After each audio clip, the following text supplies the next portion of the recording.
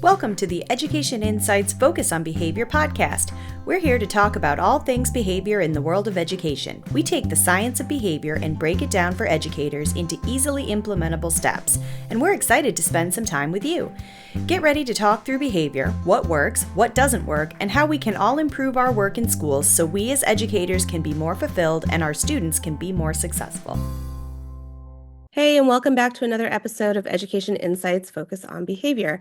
I am your host, Dr. Selena Layden, and I am here with my trusty co-host, Daniel Irwin. Hi, Daniel. Hello. And Dr. Daria Lorio-Barston. Hi, Daria. Hi, everyone. And as always, we are happy to have our producer with us, Emily Muse. Hi, Emily. Hello. So let's jump into today's episode. So we're getting near the end of the school year. Some people may already be heading out the door. So we thought today we would talk about summer send-offs. So what are some fun things that either you have done or your kids' classroom teachers have done or you've seen to send their kids off for the summer? I think one that stands out to me is when my son was in fourth grade. It was the virtual year, and so his teacher all year had been building up. She was set up in front of a closet door for the classroom space on Zoom, and the whole year was like hyping up what's in this closet, what's in this closet. And so by the end of the year, because they were doing everything right and everybody was doing, everybody's passing SOLs, whatever's happening. Um, they had this big reveal of what was in the closet, and it was, I mean, he talked about it before and after for weeks about this closet thing, and I still think about it a lot too because it's pretty good. It's pretty good. So, Daniel, what was Also in the field closet? day. It was her it was her husband with his secret recipe Played out all for, year. huh? Hopefully he wasn't in there all year, like just We waiting. we can neither confirm nor deny whether he was in there for 180 school days. But he had this like really bonkers hot dog recipe, not recipe, but like concoction, this toppings on a hot dog that were just bizarre. It was like jalapeno peppers and bananas and I want to say peanut butter. Um, and he showed the kids like how to make this hot dog and then ate it. And again, totally motivated. At least my kid. My kid was way into it. I was too, to be honest with you. Daniel, this is hard to top as far as send off goes. And now I have so many questions for this wonderful teacher who found quite an engaging way to include her whole family as well. Um, so I think for me, the one that jumps out to me the most is also the one that occurred at the end of the pandemic. And so my kiddo's whole class got to go on a virtual trip to Disney World. And I thought it was really fun to watch kids in their little Zoom boxes and the teachers ride virtual roller coasters together. And I really appreciated the thoughtfulness that this teacher did by dropping off or mailing care packages to each student. So they had snacks that were shaped as Mickey Mouse. I think they were like goldfish that are shaped as Mickey Mouse heads, you know those? And just all sorts of little treats to really help them make that transition from we are now in school to now it's summertime, right? And that was really helpful. That one still sticks out to him. He's in middle school and this was early on in elementary. And it really was something that was just sheer and pure fun. And I love that the whole class got to have just fun as experience together. I thought that was a very nice bow at the end of a pretty challenging year. All right. So this really doesn't have a ton to do with our episode today, but it kind of does. It ties in. We'll get there. But we did think it would be kind of fun, like I said, given the time of year. But today we're actually going to talk about group contingencies. And our title today is Group Games, Group Gains. And so we often talk about behavior interventions with individual students, but science of behavior pertains to groups too. So we're going to talk about how our science can apply not only to individual students, but small groups and even entire classrooms. So group contingency sounds like a very technical term. What are we talking about? We're talking about a lot of times we talk about reinforcement and we do preference assessments for individual kids as behavior analysts, right? Like a lot of our focus tends to be on the performance of an individual. And in a group contingency, we set those expectations for the group. And there's different ways to kind of go about it, but it really helps to tie together individual achievement and performance into that reinforcement that is then presented to or given to the group, right? So I did a quick Google search, and this sentence really, I think, ties it together in a way that is silly but also awesome. Group contingencies weave together the individual threads of effort into a cohesive tapestry of collective achievement. Da, da, da, da. And so setting those expectations for in a classroom, and we'll get into kind of what the different ones are, but really looking at some of the social components that go into that and wanting to work together, support each other, help each individual be successful, because the success of the individual can mean the success of the group. And so there's a lot of really cool benefits to it and a lot of different ways to implement it, but we'll get into it. How'd I do? Daniel, I think you did great. And with some light assistance from Google, it's a win-win. You get bonus points all around. Google actually just provided a little bit of the flair, I think. Yes. Okay, you get most of the kudo points, Daniel. Worry not, my friend. Selena, I think one of the things about group contingencies that I personally really adore is that it is one of the fastest way to be able to shape some group behaviors in the classroom, right? And I think that group contingencies are woefully underutilized in the classrooms. And I think that a lot of times, if we look and if we thoughtfully approach which group contingency might work for us in each place, it could be a perfect illustration of work smarter, not harder. Right. And so I wonder if it would be helpful for us to kind of talk through, because there are lots of different types or three main types of the group contingencies. And I wonder if unpacking those would help us kind of get this conversation flowing. Yeah, I think that's good. I think too, as we think about, and yeah, we'll jump into the types of group contingencies in a minute. But I think one of the things that's really important is a point that you brought up, which is that group contingencies can be really efficient. And so it's a way to basically be able to deliver, in this case that we're talking reinforcement, to an entire group of people for a behavior that you're hoping to see.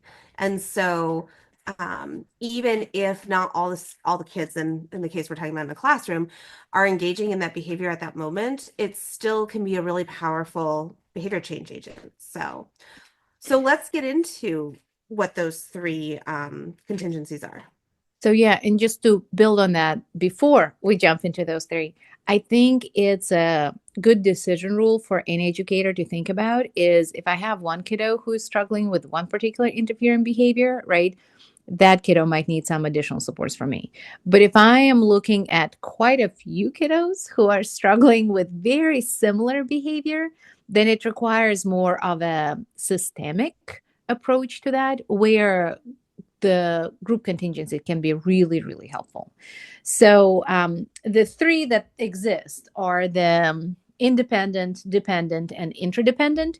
And all three of them utilize kind of leveraging reinforcement to a group of students in a different way. So the independent group contingency is when every member of the group gets a chance to earn the reward if they are engaging in a certain behavior, right? So if the behavior is to stay on task, as long as every member of the group is staying on task, they all get the reward at the end. It's kind of that to each their own, right? They're independent of one another, but it's a little bit easier for a teacher to allot points or allot reinforcers or those kind of things. I think when some teachers who do things like class dojo, for example, that would be an example, right? All the kids who are engaging in the behavior of staying focused, whatever behavior you identified, that's who gets the reinforcer or the points. So still independent effort, but like towards a common goal. Right. So we all are trying to work on the same behavior, right? But it's my behavior will decide if I get the prize or not, or if I get the reinforcer or not. Exactly. So the second one is the interdependent one, which is sometimes called all for one.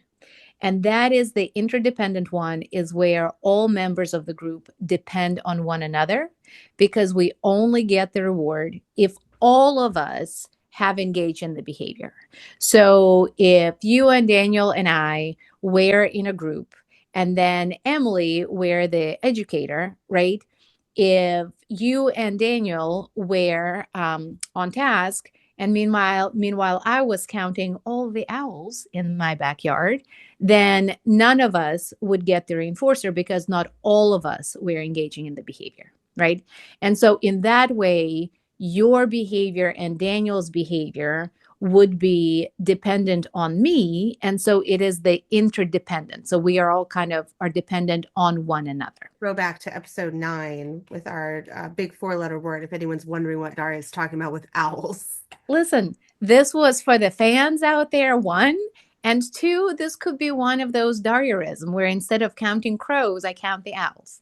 And so the third group contingency is the dependent one. And this one is sometimes called the hero procedure, right? Or sometimes it is called one for all, where the reward for the entire group depends on the behavior of one particular individual.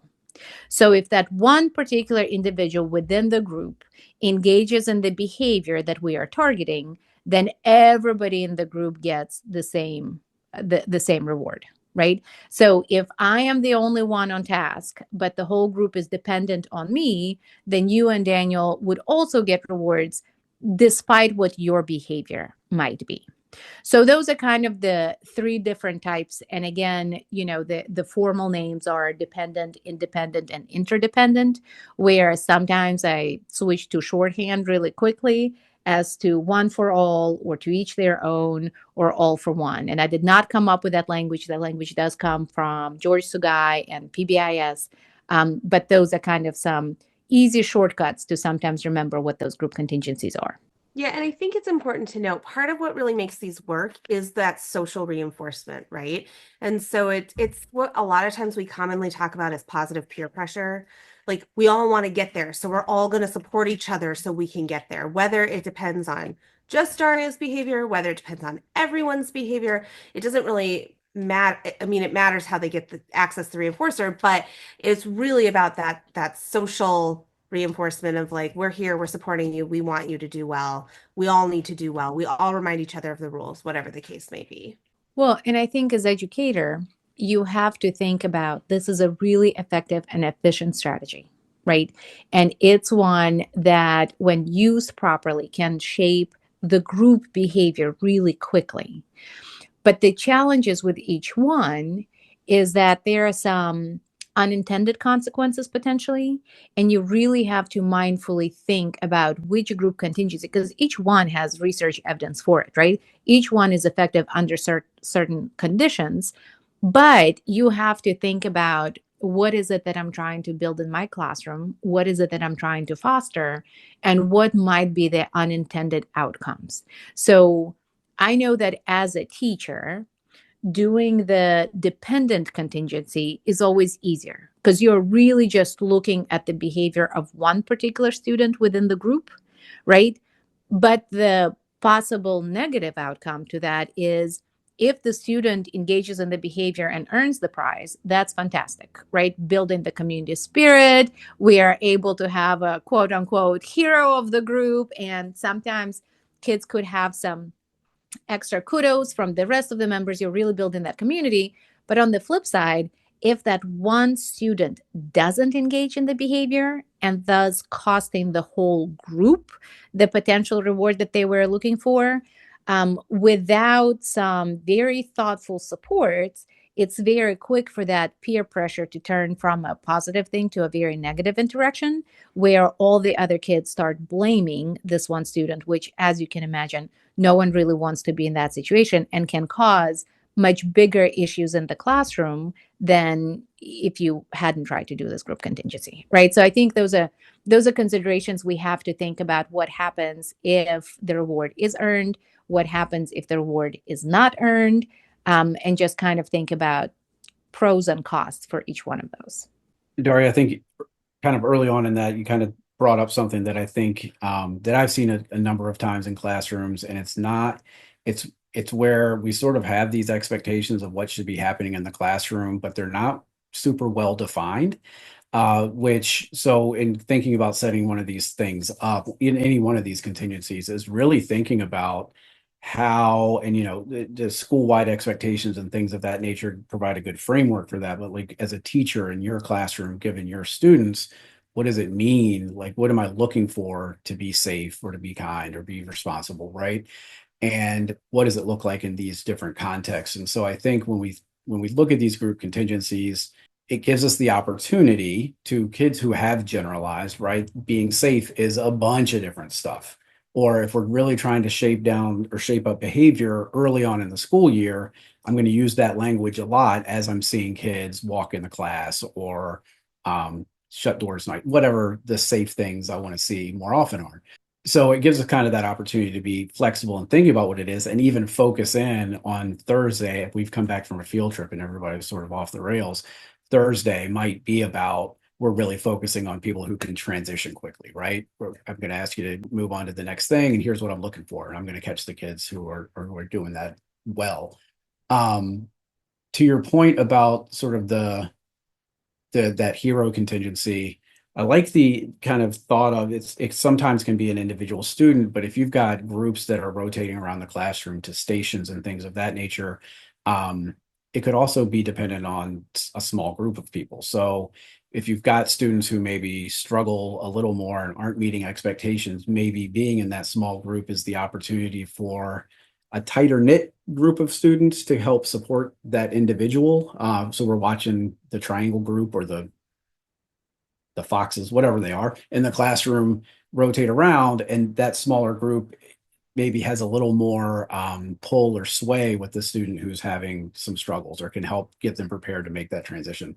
The other thing is, and honestly, I saw this on TikTok. It wasn't TikTok. It was probably Instagram Reels. But the idea that it was like a hidden hero kind of situation. So every day the teacher, and you could do it through multiple chunks of the day, pulls a random student's card, and that's hidden against the wall. And then at the end of the day or into that period, whatever, if they met the criteria and earned the thing, they're celebrated. If they didn't, it just goes back into the pile of names, so that it's not calling out the individual when things didn't go well. So just kind of a way to mitigate that, you don't want the students turning on each other because somebody is struggling. But yeah, I thought that was a really cool idea to really be able to celebrate, but also not, blame. Yeah, Daniel, the hidden hero or the mystery hero is one of my most favorite variations of group contingencies, because it communicates, right, that if you didn't get it, it's okay. Any one of us could have been the mystery hero, right? Like, we don't know. We'll just know that we can try tomorrow, right? We can do better the next day. And I do appreciate that it completely takes out this potential for public shaming aspect, right? I think the other great thing that you can do with this kind of group contingency is to give students certain markers where you can give them feedback, and you can say, I am noticing most of the group is doing this great. So let's hope it's one of those people who is the mystery hero, right? And you can make it light and kind of keep it moving, but also give them prompts and redirects, and making sure that students can be successful. And it gives them a moment to reflect and think, oh gosh, wait, if it's me, I don't want to be the one why we don't get the reward, right? And so I think it's all about the setup, because just like with any strategies that is grounded in research, that has a ton of evidence for it, I think the execution has got to be done with mindfulness and with understanding of your classroom needs and knowing your social dynamics in your classroom, because I think that's the other part. And sometimes we need to explicitly teach the rest of the students, hey, this is how you support each other, right? This is how this is really helpful and this is what collaboration looks like. And blaming each other and shushing each other may or may not be quite what we're looking for here. So I think those are some important considerations for educators to think through as well. I think kids have a tendency to have really strong feelings about these as far as what's fair, what's not fair. And it takes a little while to have some conversations, um, because sometimes they really struggle with this dependent, right, or interdependent group contingencies. And while they are much easier for teachers to execute and implement, it's a whole lot harder for kids to feel the sense of, well, this isn't fair. Well, I did what I was supposed to. How come I don't get it? I think there's nothing worse for at least an elementary student when they lose parts of their recess, which shouldn't be happening in the first place. But as a practice that is outdated and yet has happened at time in our schools, right? It's really having a very negative impact for kids who did what they were supposed to do, who met expectations, and now they have to suffer, right? So I think a lot of those pieces, we have to think about how we present to the kiddos, why we are presenting it. And with the contingencies that are not independent contingencies, you almost have to take lots of extra care to talk about, we are building a community. We all are interdependent in a community. This is one way that we're going to kind of practice it and make sure that we are lifting each other up and helping your neighbor as much as making sure that you're focused on you. So I think in a time that our kids at times have a tendency to be a little bit more independent and a little bit less connected to one another than before the world of social media, right? I think those are the skills that we have to find ways to help teach them. And I think the good behavior game or the contingencies don't necessarily teach that part, but they are a tool that can help reinforce those lessons. So if we're saying that this is a classroom community where we're going to support each other, this is a way that you can practice that in a way that helps quickly kids to kind of shape the behaviors. And as we talked about the reinforcement, right, quickly kind of see the reasons and experience some quick wins. So I think there's a couple important pieces here. So one of the things I want to bring up about the secret hero. So actually my kid's school does this on a classroom basis, which I think is really interesting. So they have a classroom every week that they pick out. No one knows who it is.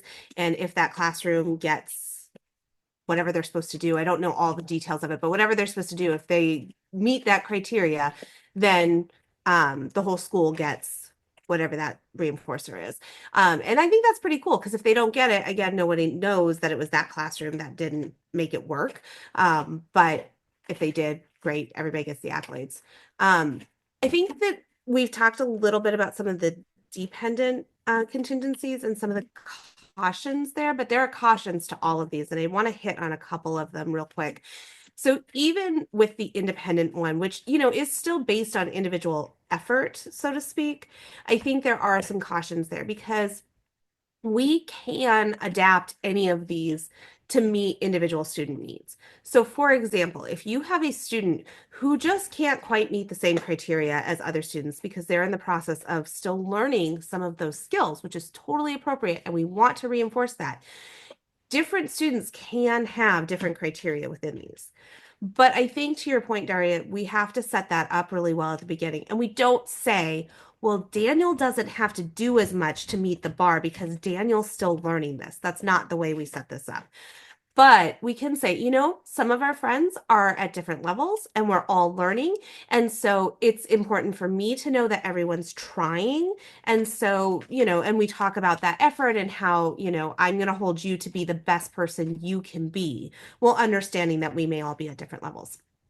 That said, and you brought this up, Daria, and I don't think this is limited to elementary school, but I definitely see it in elementary school where I think kids have a very strong sense of fair and not fair. And if I don't get it, it's not fair because I haven't quite learned maybe some of those other pieces around that. I know when one of my own children was doing class dojo, there was a child in the class who, I don't know this child, but presumably they were learning some of the self-control skills that other children in the class had already mastered. And so there was a discrepancy in how points were being allotted because whoever ended up sitting by that kid somehow ended up getting lots more points than every other kid in the room. And I think the teacher's intent was, hey, I'm trying to model, isn't that student doing good behavior because they're next to this other student who's having more struggles? I also think that child may have been more visible because they were sitting next to the kid who was struggling a little bit more. And so so the kids knew if I sit by so and so, I get more points. And that is a really big caution that we need to put out. There needs to be equitable opportunity to earn points. You don't have more opportunity because of some random factor of where you sit or who you're sitting by or the color of shirt you're wearing. And I mean, and I think it's just, I don't think it's things teachers do on purpose. I think it's being mindful that, hey, I haven't awarded a point to Daria in a while. Is that because Daria is not doing what she's supposed to be doing, or is that because I haven't noticed what Daria is doing? So that's definitely one of the cautions there. And Selena, I'm really grateful that you said that it's not just for elementary students, right? And as someone who has the privilege of now and then adjuncting and teaching teachers who get to be secondary teachers, one of the very common experience I've had over the last couple of years has been when we talk about this strategy, when we talk about group contingencies, even in the most respectful way, students have a tendency to communicate to me that this feels and this sounds very elementary and kids should be doing what they should be doing. And this is not about games and all those things. And I understand that on the surface, that is what it looks like. It doesn't help that the biggest application in the field of education has been called the good behavior game, was the original name of the intervention, right? And for those of you who really want to fall down rabbit holes with me, it dates all the way back to 1960s. There are decades and decades of research on this. It started out as a little bit more punitive than it was intended to be, where instead of kids earning points for behaviors that you are looking for, it was kids who kind of earned strikes, and kind of along the lines of 3 strikes, you're out, you don't get a prize, right? Since then, the strategy has evolved, but the name still kind of stuck. And so the good behavior game is sometimes what people use instead of calling the strategy as a group contingencies. And so when it sounds like good behavior game, I understand that for secondary teachers, it's not one that really makes you get excited about implementing it. And so historically, it has been a little bit of a struggle for my students to want to try it and want to implement it. However, year after year, as some of my folks have a tendency to stay in touch and let me know how things are going, whenever they've encountered a kind of systematic but pretty minor behavior, right? Like kids still talking when you're beginning to talk, or kids are being a little bit off task, or kids are not being as careful with taking notes as you want them to be. All those interfering behaviors that are not really high in intensity, but they really negatively influence your teaching ability and how you want to show up as a teacher. And so repeatedly, time and time, I would say, well, have you tried the good behavior game, or have you tried a group contingency? And when it is tried, even at the secondary level, now you may not want to teach it the same way you would teach it to younger kiddos, right? Your language may have to be a little bit different. But every time that it has been tried, it has been incredibly effective. And so I really encourage secondary teachers who might be tuning in to give it a shot and figure out how can you adapt it in your setting, because it is one of the fastest, most effective things that you can do to shift a behavior that is causing you quite a few headaches and really doesn't have to. I agree. And I think this, from a personnel management piece as well, right? If we think about a school building and the requirements and expectations of staff within a school building, right? It is very basic. We got to make sure all our IEPs are written on time, right? If and when that happens, what good is going to happen, right? It is doing your job, but if it's something we've struggled with as a school building, then we know we need to provide support to be able to do that. And so setting a group contingency around if and when we have our IEPs all written from June to June, awesome, everything's on time.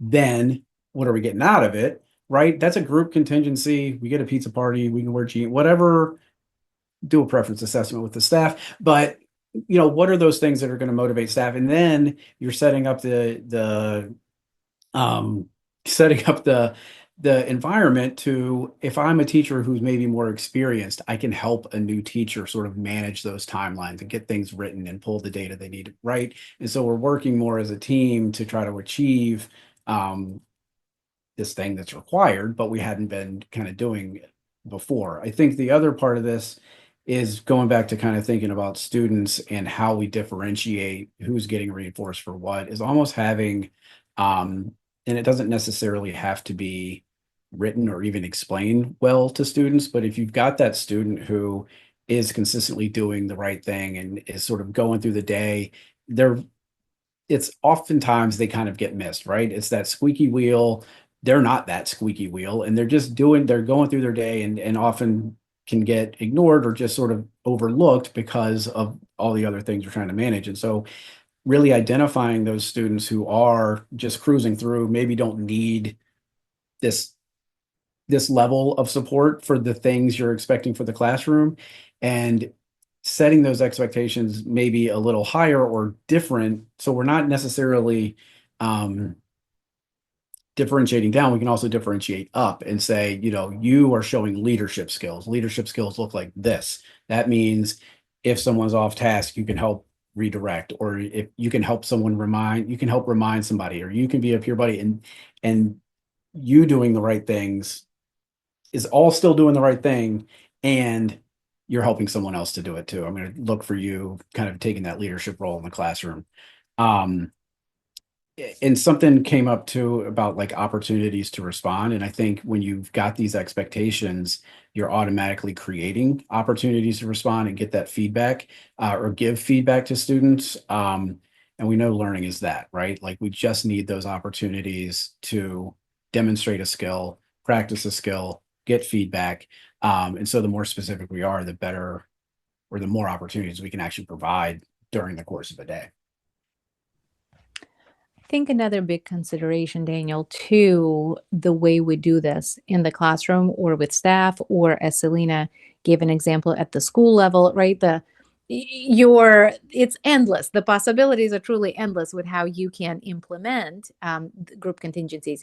But I think one of the most critical features that we have to be mindful about is the reinforcer that we are linking it to. So what is it that I'm earning points for? And is it worth my time and effort? Right. And I think this is yet another example where student voicing choice becomes so powerful, because that's the part that can either make or break these applications of the group contingencies. So when students have buy-in, when they're able to give some examples or identify some of those reinforcers that they really want, it makes it so much more interesting for them. They have the stakes in the game then, right? And it also makes it a little bit easier for educators or administrators to kind of help with that cognitive lift. You don't have to come up with all these reinforcers that you think may or may not work. You really have to solicit the advice from the players of whatever application of the game, right? You have.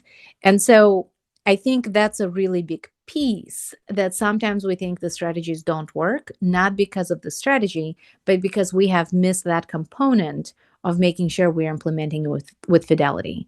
And so I know Selena wanted to talk about the mystery motivator, but I think it's one of the best applications of how to make sure that even if you're at the secondary level, you don't have to tell the kids, this is a great evidence-based practice. It has 6 decades of showing research behind it.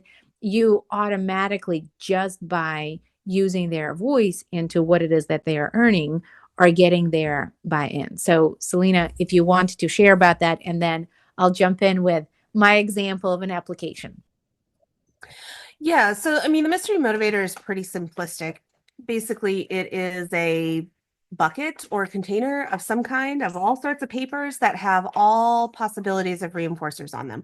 And the best way to do this is to get the kids to think about what they would find reinforcing. And so this is one of those, like, I don't want to say anything goes because there are limitations, but a lot of things go. Like, you want the kids to think big. So things like ice cream parties, pizza parties, field trips, like whatever. I mean, it has to obviously be allowed within the rules of the school, but whatever those big reinforcers are, those should be included. You also want to include smaller reinforcers like stickers and pencils and extra resource time or recess time or extra reading time or whatever is reinforcing, but it's not as big as like, hey, we're having an ice cream party or something like that. And then you put all of these into the bucket. Now, the trick on the teacher's end is you get to stack the deck. So the things that are the bigger reinforcers, there might only be one piece of paper in there that says ice cream party. The things that say like extra 5 minutes of extra recess time, there might be 30 of those.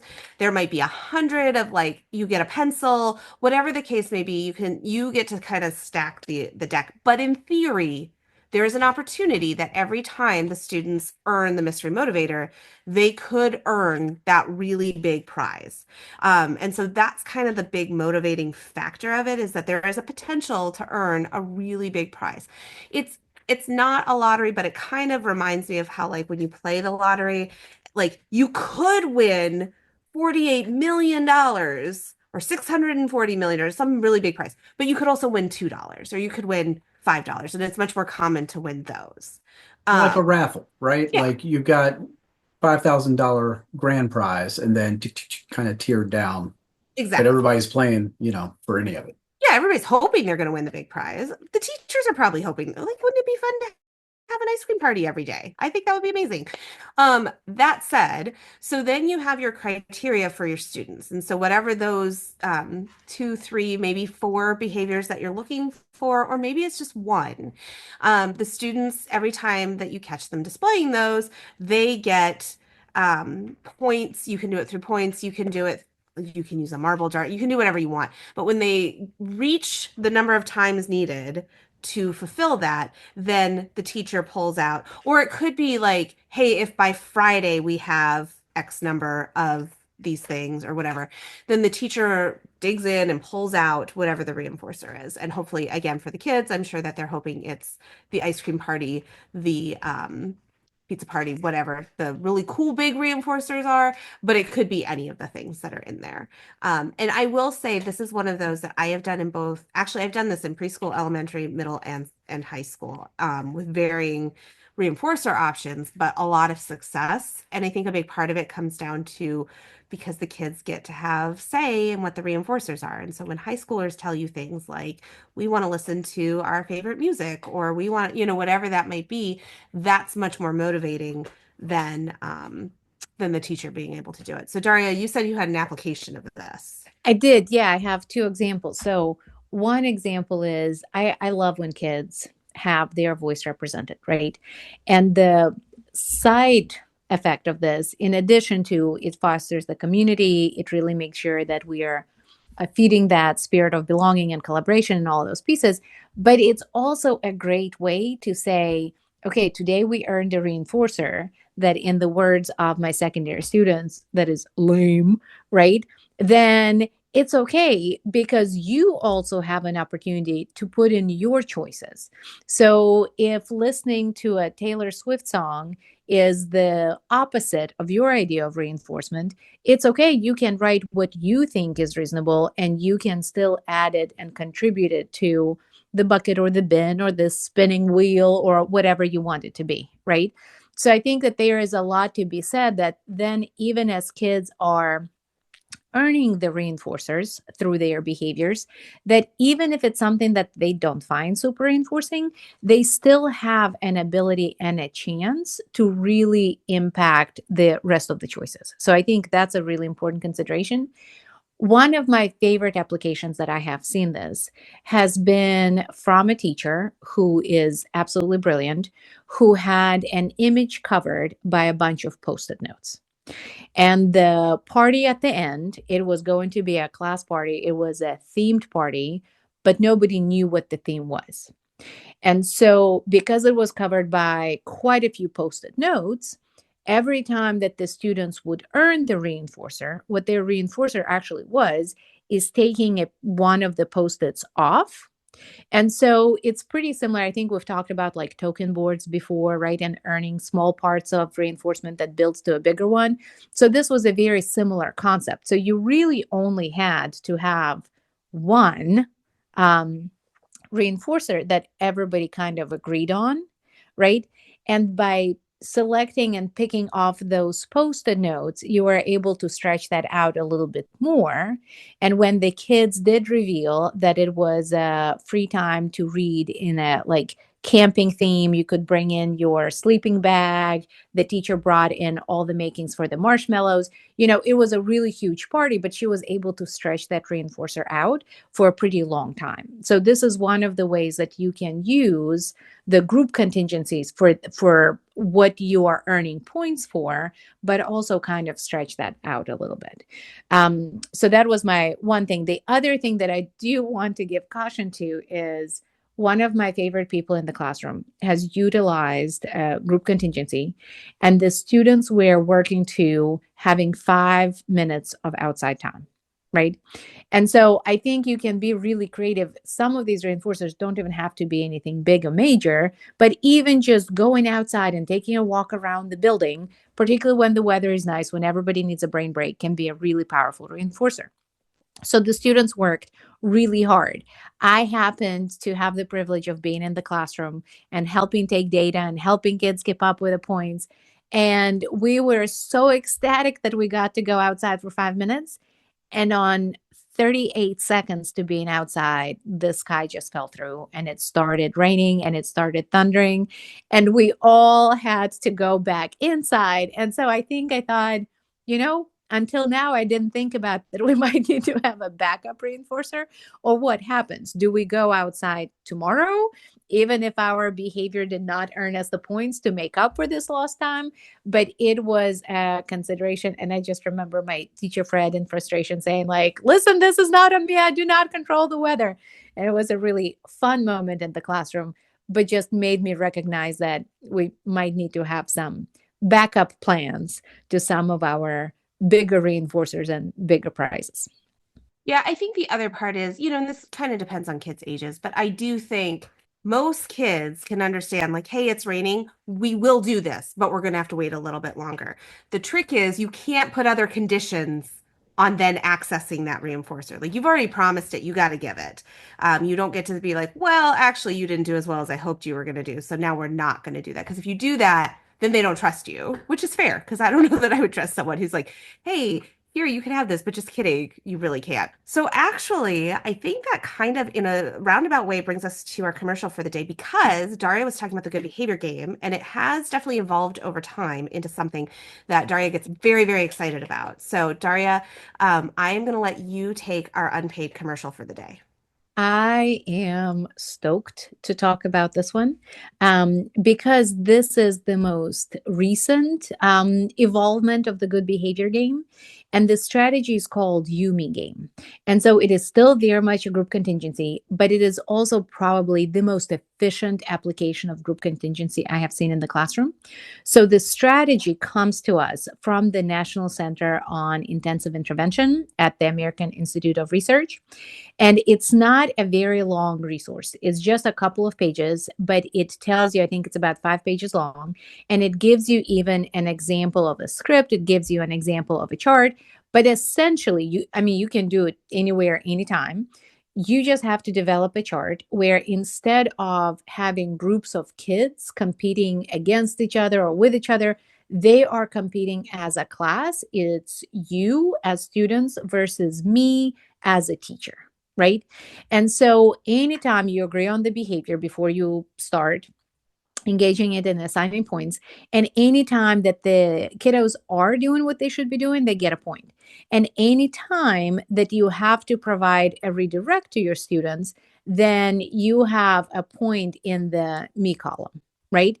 And so you decide as a class together, what is your goal? How many you points versus me points is reasonable, right? In order to earn your potential reinforcer, there are different potential intensification of this strategy. If you want to know more about those, you definitely should check out the resource. But what I love about that the most is that it is very straightforward. It's very easy to execute in the classroom. And really, it helps kids act as one whole unit, right? And it really is the most effective application in the classroom. So, You Me Game is a fantastic resource. It's very simple. Check it out. I absolutely love it. And when you check it out, whether it worked really well, or if it didn't go really well, feel free to let us know how it went. You can give it in the comments. You can send us all emails, however you want to stay in touch with us. And the only ask that I would have is try it at least a couple of times, because it does, as with anything that we try, right? The first pancake is not always our best pancake. So the first time it may not go super well. You will find little tweaks that you need to make sure that it is working well for you and your students. But give it just a couple of tries, and I can't wait to hear how it goes for you. Well, thank you, Daria, and thank you to our listeners. I think that brings us to the end of our episode today. So, Daniel, Daria, pleasure as always. The As pleasure is always. ours. And Emily, thank you for keeping us on track. Thank you. And we will see you all on the next episode. Thanks for listening to Education Insights Focus on Behavior. We hope you enjoyed the conversation, and don't forget to subscribe so you never miss an episode. You can join the conversation by emailing us at cbis@odu.edu, visiting www.cbisva.org, or following us on Facebook, Instagram, X, or Blue Sky at CBISVA. Special thanks to the Virginia Department of Education for their support of this project.